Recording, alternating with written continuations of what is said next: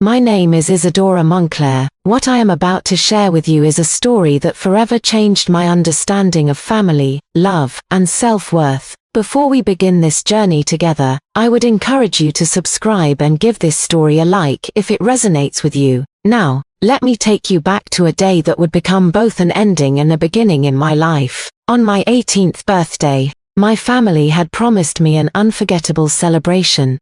I had asked my close friends to help me capture what I believed would be one of the most precious moments of my life. However, as the evening stretched deep into the night, they never came when I finally called my younger brother Aurelius in desperation. His mocking laughter pierced through the phone like a knife. "Did you really think we prepared gifts for you? What is wrong with your brain?" He sneered with cruel amusement. Devastated and utterly lost, I returned home, only to discover my family hosting an elaborate coming-of-age celebration for my adoptive sister. This birthday was indeed unforgettable, but for all the wrong reasons. It was then that I made the decision to abandon my search for familial love, and applied for studying abroad instead. Suddenly, they panicked. "Have you forgotten that you are our family?" they pleaded. Standing in the shadows outside our grand estate, I stood on my tiptoes, peering through the frosted windows. Anastasia was surrounded by everyone, receiving wave after wave of warm congratulations. "Happy birthday to the little princess of the Moncler family."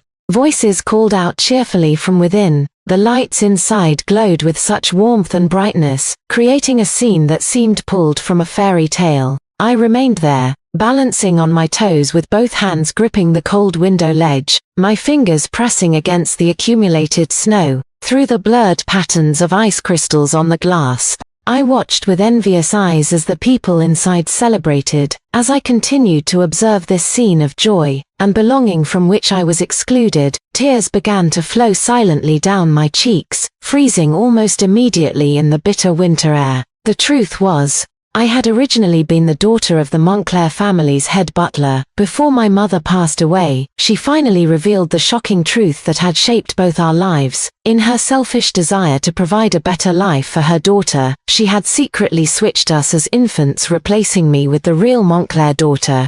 When this devastating news came to light, I had naively expected that my parents would experience the overwhelming joy of finding their long-lost child. Instead, the Moncler family members who had treated me as one of their own for years suddenly turned cold and distant. Aurelius was particularly harsh in his response, confronting me with bitter accusations. "Why did you choose to reveal this now, of all times? Why not earlier or later?" But right when Mom and Dad were about to establish trust funds for Anastasia and me, I stood there, completely at a loss for words, unable to comprehend his hostility. When the DNA test results finally arrived, I foolishly believed that this concrete proof would bring smiles back to their faces and warmth back to their hearts. Instead, my father Thaddeus tore the laboratory report into pieces without hesitation. "Anastasia has been with us for 12 years. Blood relation or not, she is more dear to us than our own flesh and blood.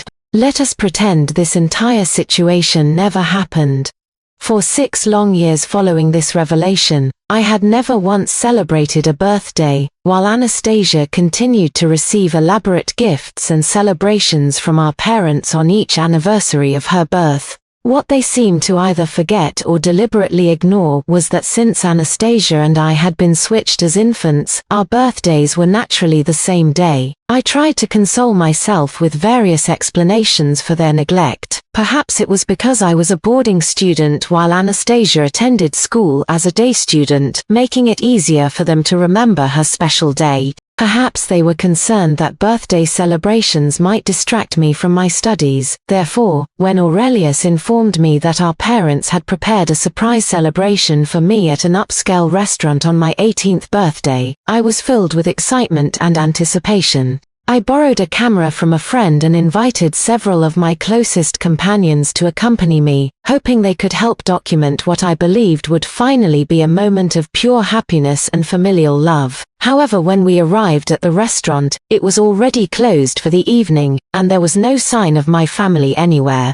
The complex expressions in the eyes of the restaurant staff and the evasive glances from my friends made me feel as though I was standing on pins and needles. I stubbornly convinced myself that something urgent must have prevented my parents from attending, so I hurried home in a panic, only to discover Anastasia dressed in the latest designer gown, standing beside our parents and graciously accepting congratulations from a room full of well-dressed guests. With trembling hands, I dialed Aurelius's number, desperate to understand why his promised surprise had transformed into such a painful spectacle. His mocking laughter echoed through the phone speaker. "Did you really think we prepared gifts for you? Are you out of your mind? Listen, today is our sister's special day, so just stay where you are and do not come home. We were afraid you would show up and ruin the atmosphere anyway." The harsh sound of the dial tone followed his cruel words. It became clear that they had taken precautions to keep me away, treating me as an unwelcome intrusion, rather than a beloved family member. After being acknowledged as their biological daughter, I had frequently caused scenes and arguments because of my parents' obvious favoritism toward Anastasia. During the time when I was still considered the butler's daughter, they had treated me with the same affection they showed their own children. Whenever Anastasia received something special, they would thoughtfully bring me something similar. This made their subsequent coldness all the more devastating when I actually became their legal daughter. I finally understood that their previous warmth had merely been the charitable gestures of those in power toward their subordinates. Once I truly stood beside them as their equal, all traces of that love simply vanished into thin air. In my desperation to gain their attention and affection, I began skipping classes, getting into fights,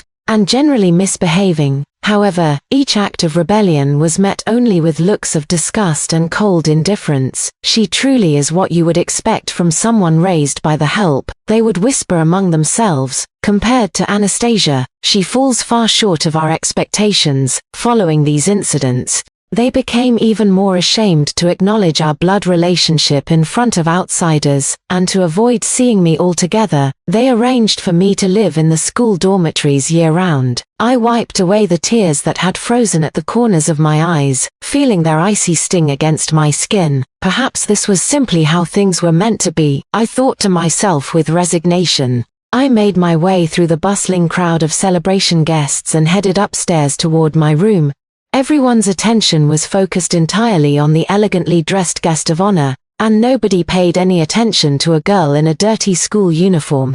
As I turned the corner lost in my thoughts, I collided directly into someone's chest. Looking up, I found myself staring into a pair of disgusted eyes. "It is you," Rafferty said coldly, immediately wiping his hands as though my touch had contaminated him. Rafferty was technically my fiancé through an arranged engagement that had been made when we were both children. During the years when I was still considered the butler's daughter, he would not even spare me a proper glance, because he only recognized Anastasia as his intended bride. Seeing my school uniform stained with black ink, his expression grew even more contemptuous. "What are you doing here at this time? Go back to your dormitory immediately. Do you want Anastasia's photographs to be ruined by having a blemish like you in them?" Was I really nothing more than a blemish to be hidden away? I raised my head and stared directly into his eyes, remembering a time when things had been different between us. After I returned to the family, when everyone else treated me with disdain, he had actually been the kindest to me among all of them. When nobody else remembered my birthday, he had personally delivered a beautifully wrapped cake to my dormitory room. I had foolishly believed that our childhood engagement still held some sentimental value for him. However, when I opened that cake box with tears of joy in my eyes, the cake exploded violently in my face. Cream flew everywhere, covering my eyes and blinding me temporarily. He simply stood there and watched as I stumbled and fell down the stairs. Even though he could have easily reached out to catch me, he chose instead to watch my humiliating tumble with cold satisfaction. He then walked slowly down the stairs and forcefully grabbed my chin, his voice dripping with menace. "Remember this lesson well. Never dare to covet things that do not belong to you, and never dare to imagine that I could ever love someone like you. If you ever try to take anything that belongs to Anastasia, your fate will be the same as that cake. Do you understand?" It was only then that I realized his previous kindness had been nothing more than an elaborate setup designed to deliver a cruel warning. Are you deaf? Do you not understand what I am saying? Rafferty's voice grew sharper as he noticed my prolonged stare. I shifted impatiently to one side. Excuse me, I need to go upstairs. He immediately blocked my path to the staircase, looking down at me with obvious superiority. I told you to return to school and stay there. Everyone here today came to celebrate Anastasia's coming-of-age ceremony. You should never have been here in the first place, if you have forgotten what I warned you about before. I do not mind giving you another reminder. If Anastasia's coming-of-age celebration is ruined in any way because of you, I will. Before he could finish his threat, I grabbed a full glass of red wine from a passing server and threw it directly in his face. The wine dripped slowly down his features as he turned his head slightly, clearly caught completely off guard by my actions. Warning this, warning that. Who do you think you are? I shouted, completely disregarding the fact that this man was considered one of Connecticut's most eligible bachelors, giving him not an ounce of the respect he was accustomed to receiving. You want me to leave? Open your blind eyes and look around carefully. This is my home. What right do you have to block my way? Rafferty, let me make something crystal clear to you. In the past, in the present, and in the future, I have never liked you. You are nothing to me. You have never had the right to make demands of me. The lively celebration gradually fell silent, as everyone turned to stare at the impeccably dressed Pemberton family, being berated by a girl in a stained school uniform. Rafferty stood frozen in place, and despite his well-known obsession with cleanliness, he seemed to have forgotten to wipe the wine from his face. What did you say? He asked, his brow furrowing deeply in confusion and shock. I held the empty wineglass in my hand, and lowered my eyebrows menacingly. I said, Rafferty, you are nothing. His eyes could not hide his complete shock at my transformation. Before I could continue my verbal assault, someone forcefully spun me around by my shoulder. The next moment, a hard slap struck my face with such force that it knocked me to the ground.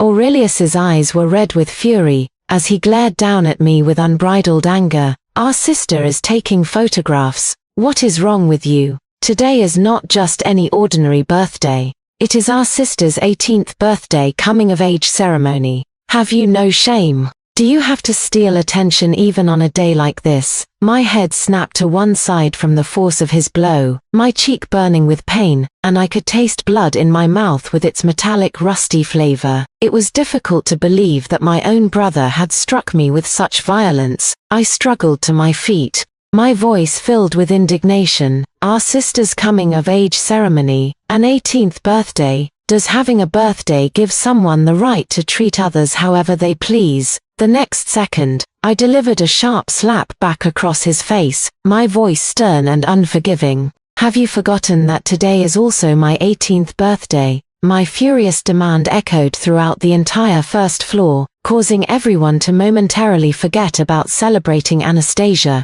Aurelius held his cheek in disbelief, staring at me with wide eyes. You hit me. Another sharp slap landed on his other cheek as I looked at him with cold contempt. That slap was for using my birthday to deceive me. Mommy. Anastasia appeared frightened by the confrontation, her eyes filling with tears as she retreated into Persephone's protective embrace. Our mother immediately wrapped her arms around Anastasia, speaking to her in soothing, gentle tones. I glanced coldly at this display of maternal comfort and smiled sarcastically. Why are you crying? So many people here are celebrating you. What possible reason could you have for tears? I then pushed past Rafferty firmly. Do not worry, I did not come home for your sake. Please continue with your celebration. My father Thaddeus's face had turned an alarming shade of purple with rage. Stop right there, he commanded. Throwing a wrapped gift box at my feet, I could see that he was struggling to maintain his composure as he spoke through gritted teeth. Here, take this. We did not forget to prepare a birthday gift for you. Why are you causing such a scene? You are acting as though we have been mistreating you terribly. You could not even bother to change out of those clothes before coming here. You are obviously here to cause trouble deliberately. We wasted our efforts raising you. Take your gift and get out. Do not participate in today's celebration." I picked up the gift box and opened it to find a bottle of Tom Ford perfume inside. Without hesitation, I grabbed it and smashed it on the floor. The sound of shattering glass filled the room as the strong fragrance filled the air around us. "Have you lost your mind? You came here just to show off, did you not? We gave you a gift, so what more do you want? Should we give you Anastasia's gown as well?"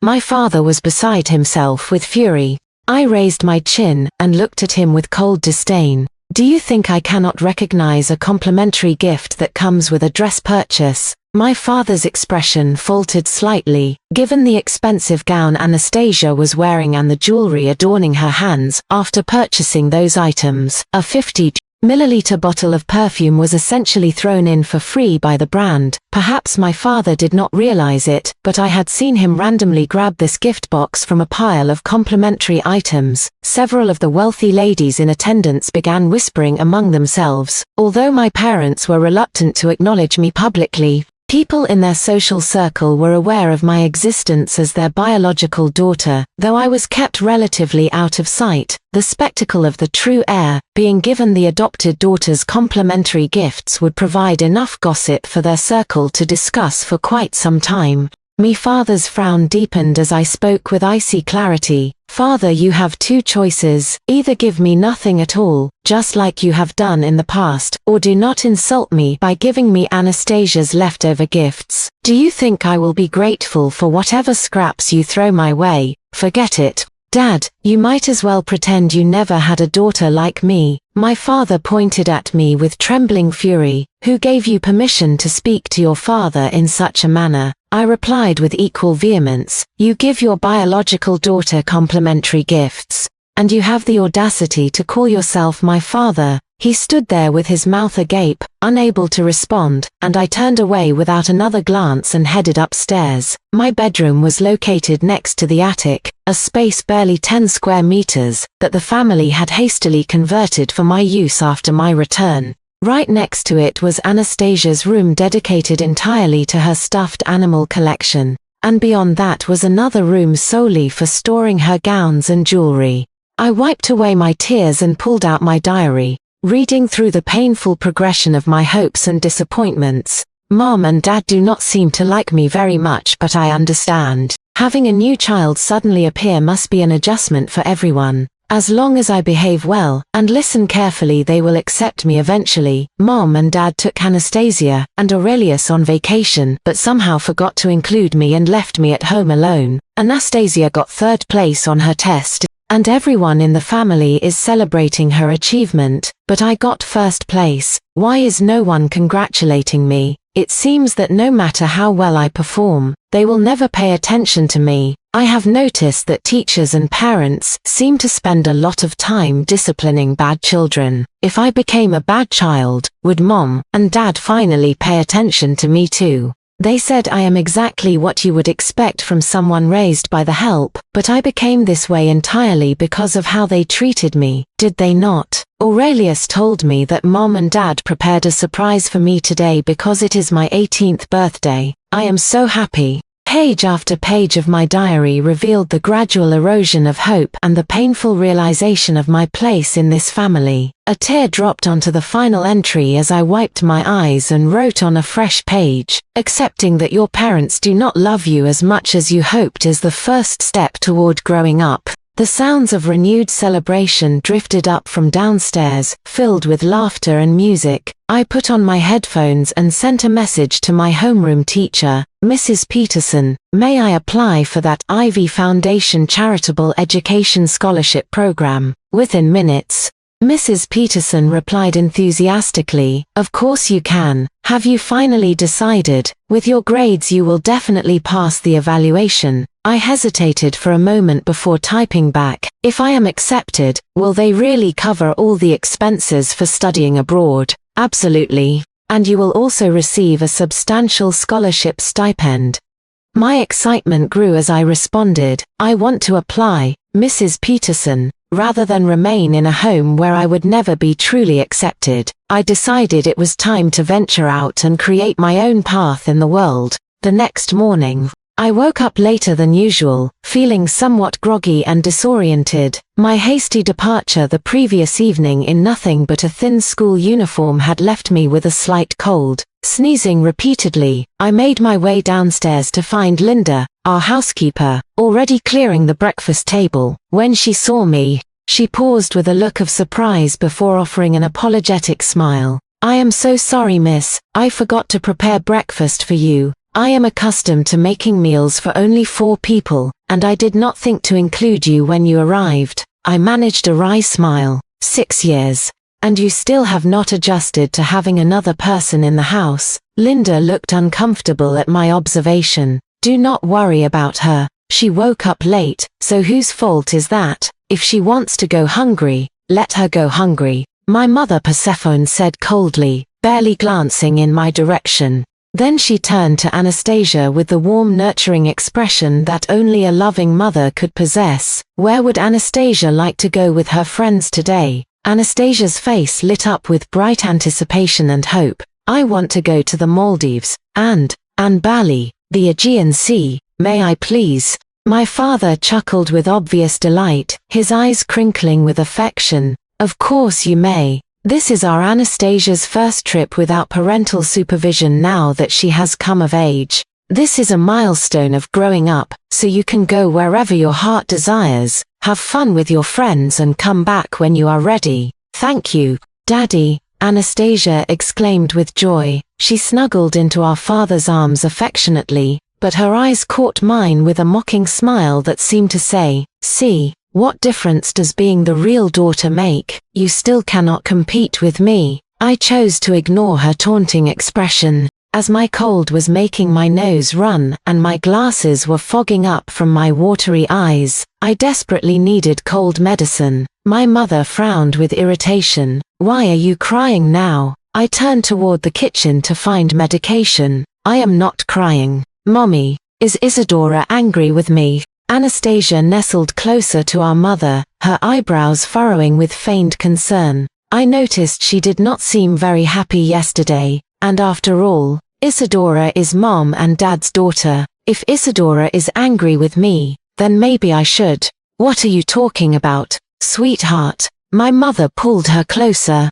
"You are the one we have raised from childhood, and our love for you is natural and right." But Anastasia sees that Isadora was crying, and that makes Anastasia feel sad too. My mother sighed with even greater tenderness. "You are too kind for your own good, and it breaks my heart." I prepared a cup of Dayquil cold medicine in the kitchen, and could not help but snort quietly at this performance. This was Anastasia's usual pattern. Whenever I was hurt or disappointed, she would step forward to say a few words on my behalf. My parents never treated me any better as a result, though they might throw some token gesture my way afterward as compensation. However, her apparent kindness and consideration only made them love her more. By the time I emerged with my medicine, Anastasia and Aurelius had already left to meet their friends. My parents remained seated on the sofa as my father addressed me directly. "There is a family education interview program that wants to feature us in a few days. Since Anastasia will be traveling, this will be your opportunity to participate."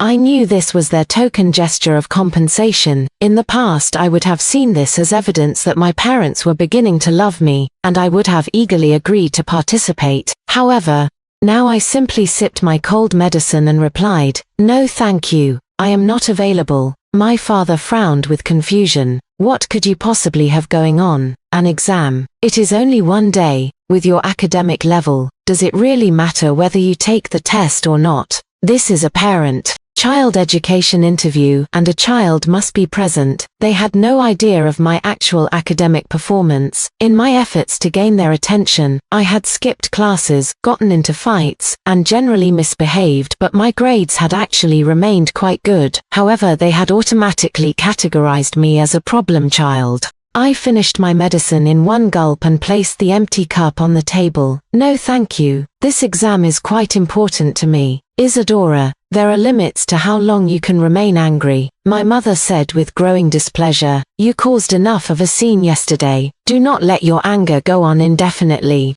She then retrieved a gift box from beneath the coffee table. It contained a new Chanel handbag. This is what I had the butler order for you last night. You were upset because we did not celebrate your birthday properly, were you not? This is not a complimentary gift. Accept it and stop this nonsense. This was the first time they had prepared a proper birthday gift specifically for me. In the past I would have been ecstatic beyond words at such a gesture. Unfortunately, this gesture came far too late. I no longer wanted it. Thank you, but I do not carry handbags to school. Please give it to Anastasia instead.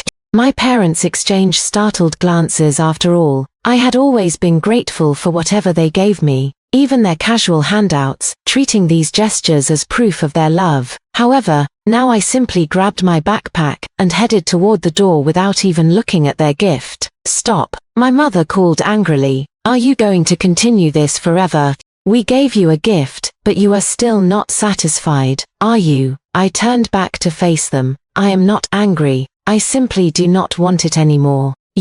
My mother's eyes immediately filled with angry tears, and she started to rise from her seat, but my father pulled her back down. He snorted coldly. Do not pay attention to her.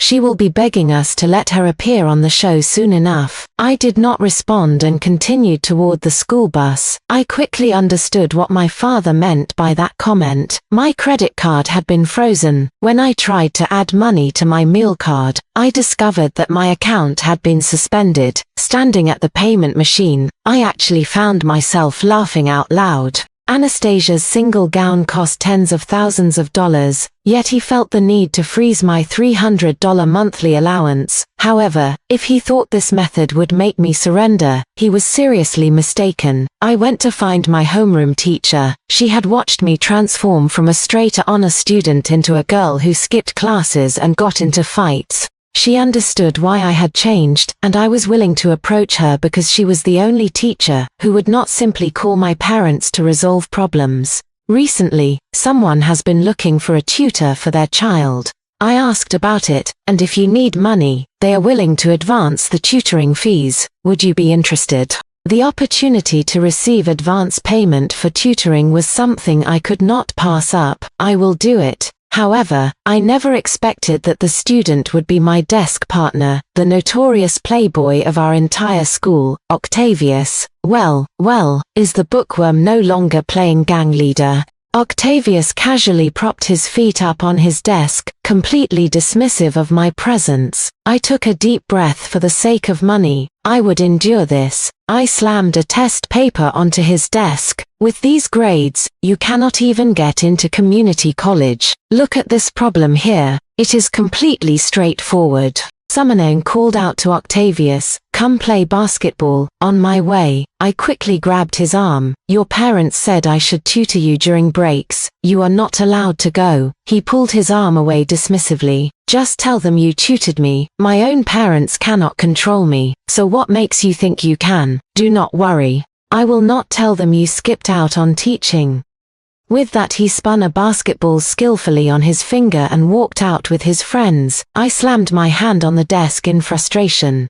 "Octavius," he quickened his pace without looking back, raising one hand as if to say goodbye. I was furious enough to grind my teeth. I knew Octavius would not betray me to his parents, but looking at the $10,000 that had been advanced to my account, my conscience troubled me. The problem was that as soon as class ended, he would disappear like lightning, giving me no opportunity to catch him. The only thing I could do was pinch him hard whenever he fell asleep during class. Eventually, he gave me a nickname, Iron Claw. However, one day I suddenly stopped bothering him. This particular day was when the Family Education Interview program aired. On the day of filming, I had been taking the entrance exam for the Education Foundation, so I was not present. Nevertheless, my parents proceeded with the recording. They gave the reporters a tour of Anastasia's trophy room. Anastasia required not only separate rooms for her clothes, shoes and stuffed animals, but also a dedicated space to display her awards and honors. This is the second place medal from the state dance competition. This is the third. place certificate from the speech contest, and here are all the awards she has received from kindergarten until now. My parents spoke about each medal and certificate with obvious pride, able to recount Anastasia's accomplishments and moments of glory in vivid detail. The reporter asked a question that changed everything. We understand that you have another daughter. Is there anything you would like to say about her? The joy immediately drained from my parents' faces. There is nothing worth mentioning about her. Compared to Anastasia, she falls far short. We would prefer not to discuss her. I see. Well then, Mr. and Mrs. Montclair, we have seen Anastasia and Aurelius's achievements and their trophy rooms. Could we perhaps see your other daughter's accomplishments as well? My parents' expressions grew dark. The only space in our house that belonged to me was a cluttered room barely 10 square meters, and even if they were willing to show it to the reporters, there was nothing there that would reflect well on our family. The microphone was held out expectantly, and my father responded with a cold snort. She has never accomplished anything worthwhile. She is not worth your time. We provide her with food, clothing, and education, but she is never satisfied. She even made my wife cry recently. There is nothing to see regarding such an ungrateful person. This interview is over. I do not wish to discuss that disappointing daughter. This education interview program was quite popular on the educational television network. On the day it aired, nearly all the teachers and students in our school watched the program on their classroom multimedia systems. At that moment, I was still trying to force Octavius to listen to my explanations of mathematical problems. When I heard the voices coming from the speakers, I suddenly froze in the middle of our argument. I remained motionless for a long time, my pen hovering over the test paper, creating an expanding ink stain. Hey, why did you stop moving? Octavius, who had been resisting my efforts, noticed my stillness and nudged me casually. It is nothing. I put down my pen. Go ahead and play. Octavius scratched his head in confusion.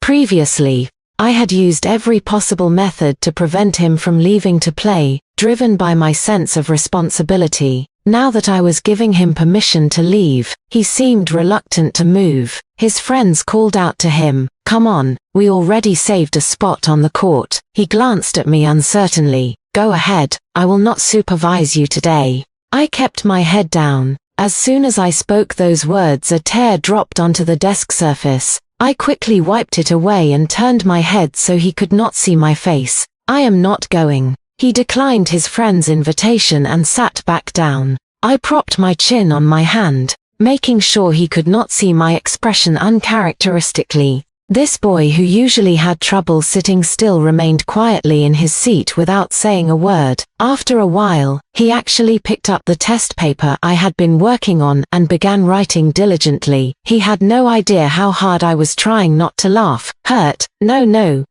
that family could no longer affect me emotionally. However, I could certainly use this situation to manipulate Octavius. Soon, he gently touched my arm. I quickly pretended to wipe tears from the corner of my eyes before turning around. "What is it?" He studied my eyes carefully before sliding the test paper toward me. "I do not understand this part." I almost burst out laughing. For the following period, Octavius became remarkably well behaved. Not only was he obedient, but he also began working on problems voluntarily. After I finished explaining concepts to him, he would even bring me small snacks. Mr. and Mrs. Kingsley were thrilled beyond words, since they had hired every excellent teacher in the state only to have them all quit in frustration because of their son's behavior. They never expected their son to be tamed by a young girl like me. My account received an additional $50,000 thanks to their delight. I had not returned home for 2 months. Previously, I had always felt compelled to go home periodically to check on things, at least once a month. This time I had not even called home, let alone visited. Finally, they could no longer stand the silence and asked me to come home for dinner that evening. I was sitting with my notebook, calculating my finances, when my homeroom teacher called me with their request. Without much thought, I agreed to go. After all, I had already finished my calculations, and even if they had not summoned me, I would have gone home anyway. The family driver, Thomas, was supposed to pick me up from school. However, I waited at the school gate for 20 minutes without seeing the car. After confirming the location on my phone, he finally arrived, having gone to the wrong school initially. "Did you change schools, miss?" Thomas asked. "No, I have always attended this school." My response was flat. I attended a public school. While Aurelius and Anastasia went to elite private institutions for students from wealthy families, we had always received separate educations. After I was acknowledged as their daughter, my parents could have transferred me to the private school as well, but they were concerned that my presence might negatively impact Anastasia's school experience, so they told me not to consider such a possibility. "I see. I usually pick up the young master and the second miss from their school. So when I was suddenly asked to pick up the eldest miss, I got confused about the location." Thomas laughed awkwardly. Aurelius and Anastasia were seated in the back of the car. When Aurelius saw me, he turned his head away in disgust. I smiled coldly and took the front passenger seat. "Yes, just like Linda, you have not adjusted after 6 years either." Thomas's expression became uncomfortable. This time, Linda actually remembered to prepare a portion for me at dinner. However, my parents' expressions remained cold throughout the meal. From the moment I arrived home until we sat down to eat, they had not looked at me once or spoken a single word to me. I did not cause any scenes or arguments. Instead, I sat down quietly and began eating my chicken with gusto. The entire dining room was filled only with the sounds of my utensils clinking against dishes and my slurping as I drank soup. Proper dining etiquette was something the family had taught me, as they did not want me embarrassing them in public. I had once believed that learning these social graces perfectly would make them love me.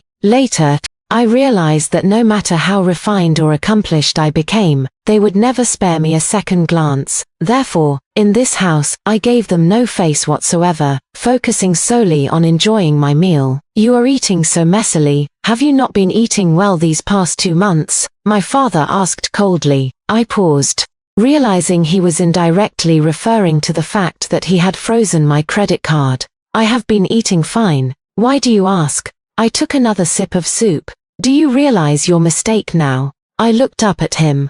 In the past, regardless of whether I had actually done anything wrong, I would always apologize to my parents proactively, because I was afraid that defying them would make them love me even less. However, since they did not love me to begin with, there was no point in such self-deception. I reached for a napkin to wipe my mouth. "I do not know what I supposedly did wrong." My father slammed his hand on the table. "Have these 2 months of hunger not been enough to teach you a lesson?" I frowned and replied coldly, "What kind of parent uses starvation to force their child to admit wrongdoing? Are you trying to make me confess, or are you trying to kill me?" What do you mean you?" I slammed my own hand on the table and stood up abruptly. $300 a month for living expenses, and you felt the need to cut even that off. What kind of father does that make you? Anastasia spends more on a single gown than my entire yearly allowance, and you do not hesitate to indulge her, but when it comes to me, you penny pinch over every dollar. What right do you have to act like the family patriarch and lecture me? You are nothing. My father's face turned dark purple, his fists clenched so tightly that the veins stood out on the backs of his hands. "Daddy, please do not get angry." Anastasia quickly moved to rub his back soothingly, looking at me. She seemed to hesitate before speaking, as though she was struggling with something difficult. "Daddy, actually, Isadora has been doing quite well these past 2 months. I was worried she might not have enough to eat, so I thought about bringing her some food, but it seems someone has been giving her money, and quite a lot of it too. You do not need to worry about her." "What did you say?" My mother stood up abruptly. Anastasia immediately covered her mouth as though she had said something she should not have. "Well, I am not really sure about the details. It is just that Isadora has been living so comfortably these past 2 months that I was worried she might be going down the wrong path. So Isadora, please do not blame me for this." I looked at her and smiled. When I was struggling I never saw you mention it to our parents, but now that I am doing well, you rush to report it. Anastasia, you really are despicable. How dare you shut your mouth? How dare you speak to your sister that way? Aurelia slammed the table and stood up, grabbing me as if to slap me. The next second, I kicked him hard between his legs, and he collapsed on the floor, curled up in pain. Your father and I wasted our efforts raising you. My mother tried to strike me while crying, but I pushed her back onto the sofa. You ungrateful child, you even dare to lay hands on your own mother. A cup flew directly toward me, but I caught it with one hand and smashed it violently on the dining table, sending other dishes crashing to the floor in a cacophony of breaking porcelain. Have you all had enough? I surveyed each person with cold contempt. My father was shaking with rage, pointing at me with a trembling finger. We provided you with food, clothing and education, and it was all wasted on you. You are not worth even a fraction of Anastasia. Your mother and I should never have had you. I actually laughed at his words. Enough, Thaddeus, you freeze a $300 monthly allowance and then have the nerve to talk about supporting me. How can you say such things with a straight face? All these years I have been keeping careful track. I pulled out my small notebook from my pocket. 6 years of $300 monthly allowances add up to $21,600. Let us round it up to $22,000. As for tuition, I have always had need-based financial aid, so you never paid for my tuition, fees, or dormitory costs. You probably remember that I never asked you for school-related expenses, correct? At this point, my parents' faces turned pale as paper. They seemed to finally realize that throughout all these years, I had never asked them for money. You never bought me clothes.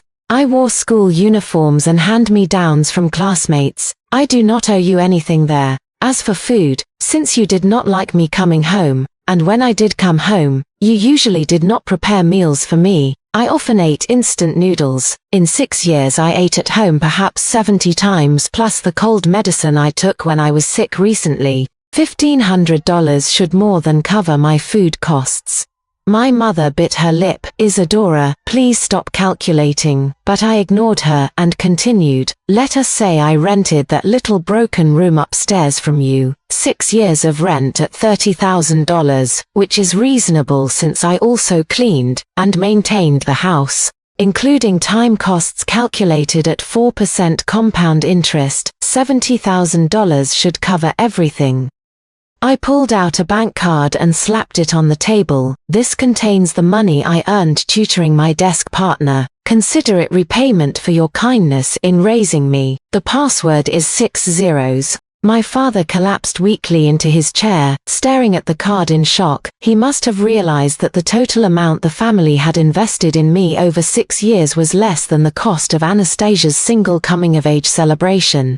Yet he had used his position as my benefactor to emotionally manipulate me for 6 years. The entire house fell silent, with everyone staring blankly at that bank card. I grabbed my backpack and headed for the door. My father suddenly seemed to come to his senses and quickly stood up. Where are you going? I turned back to school. Do not go back, my mother said anxiously, rising from her seat and calling to Linda. Please prepare her room upstairs. Let her stay here tonight. Do not bother. I stopped Linda. I said I am going back to school. There is no point in preparing the room. I continued walking toward the door with determination. My father quickly pushed back his chair. Let me drive you back. There are no more school buses at this hour. I paused and smiled bitterly. So you do know that I normally take the school bus rather than having a private car service. Thaddeus froze in place. After a long moment, he managed a difficult smile. I had not thought about those details before. Tonight, let Dad drive you back, all right? I do not want to trouble you. I smiled. I no longer need it. His eyes seemed to redden slightly. I paid him no attention, and opened the door to find a Lamborghini already parked outside. Octavius opened the car door with a casual grin. Perfect timing. You came out just as I arrived. I frowned in confusion. What are you doing here? He leaned against the car door with casual confidence. Today is my birthday, my 18th, my coming-of-age celebration. I was completely bewildered. So happy birthday. He raised an eyebrow with a meaningful smile. I discussed it with my parents, and we decided to throw you a makeup celebration to go along with mine. I stood frozen in place as Persephone appeared behind me. Seeing Octavius, her face immediately lit up with delight. "Oh, it is Octavius. Are you here to invite us to your birthday celebration?" Octavius's smile immediately became politely distant. "I apologize, Mrs. Montclair, but my parents only asked me to invite Isadora." Octavius had always been too lazy to play political games with the wealthy elite, speaking bluntly without considering whether Persephone might be offended. He had refused to attend the same school as Aurelius and Anastasia, because he found their social pretenses tiresome. Now it was clear that he truly had no interest in pretending. Anastasia frowned with displeasure. "Isadora, no wonder you have been doing so well these past 2 months, so you really have been." I glanced at her coldly. If you think that raising someone's grades from barely qualifying for community college to being competitive for state university admission does not justify this compensation, then there is something seriously wrong with your brain. You, Anastasia, instinctively moved closer to Persephone for protection, only to realize that her adoptive mother was not even looking at her. For the first time my parents had failed to defend her. Even my brother, who usually supported her unconditionally, stood in the background looking troubled, and saying nothing. Finally Thaddeus spoke, but it was a plea directed at me. "Isadora, let us organize your coming-of-age celebration for you. Right now today, would that be acceptable?" Octavius had already opened the passenger door for me. I turned back to see Thaddeus's eyes filled with hope and desperation. "Thank you," I said quietly, "but I no longer need it." Only then did he seem to understand. 2 months ago, when he and Persephone had thrown a Chanel bag at me, I had said the same thing. I was not just refusing their gifts anymore, I was refusing them entirely. As I was about to get into the car, Persephone frantically grabbed my hand. "Have you forgotten that we are family?" Unexpectedly, Octavius stepped between us, blocking her. "Mrs. Montclair, both you and your husband stated on camera that Isadora falls far short compared to your other daughter. Please do not act falsely concerned now." I nearly laughed out loud. Excellent work. I thought the moral manipulation I had used on him was proving quite effective. The Kingsley family actually did throw me an elaborate coming-of-age celebration. Mr. and Mrs. Kingsley were absolutely delighted, presenting me with a large bouquet made entirely of cash. "The fact that Octavius has become so well behaved under your guidance means you deserve every bit of this. I heard you also applied for studying in Northern Europe. Take this business card. When you arrive, mention that I recommended you and he will take good care of you." I was overwhelmed by their generosity. Octavius stood nearby, watching me with an amused smile. I looked down to find that the bouquet contained not only the business card but also a black credit card from the Kingsley parents, along with a handwritten card expressing their good wishes for my future. Tears suddenly began flowing down my cheeks. Was this not exactly what I had always wanted to receive from the Montclair family? I wiped my eyes. "Thank you so much." Having the chance to resolve this emotional burden before leaving the country was an unexpected gift. On my way to the restroom, I collided with someone again. I was about to apologize when I realized it was another familiar face. "Isadora." Rafferty looked at me with reddened eyes. "You are really leaving?" "Yes." My response was distant. "I also applied to study abroad. Is that so?" I lifted my chin. "Where are you going?"